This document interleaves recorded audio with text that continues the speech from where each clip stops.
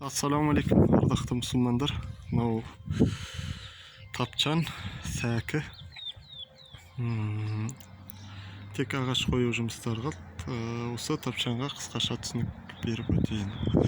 Профильді труба 40 мм-ге 40 мм, қалыңдығы 1,5 мм. Соны айналдырып квадраттап алдық. Сосын араларына перегородка бердік. Әдеттегідей сол аяқтары 50 см. Аяқтарын әрбір бел береді ау деген жел тұстарынан аяқтарын дәнекерледік. Ограждениесі 20-ға 40 және де үсті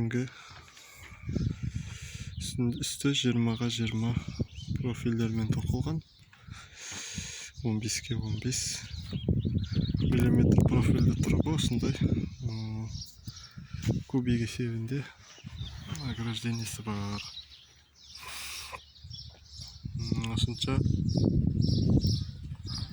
тапчандарды өз қолдарыңмен құрастырсаңдар болады. Бұл қарапайым түрі әрине. Бұдан да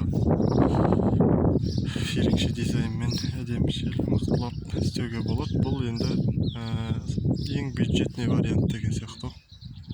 Ең бір арзан тәсілі осынша. Осыған жобамен мынау 450, ені 260. Дәл осы түріне 30 000 теңгеге жобамен материалға ақша шықты.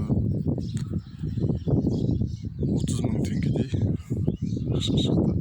15-ге 15 профиль 6 метр 1500 теңгеден, 20-ға 20 профиль 6 метрі 2000 теңге, 40-ға 40 профильді труба 6 метрі 3800 теңге және 20-ға 20 профильдер бар. 20-ға 40 профильдер бар. Шеттегі стойкілеріне қойып жібердік. Ограждение перияларын.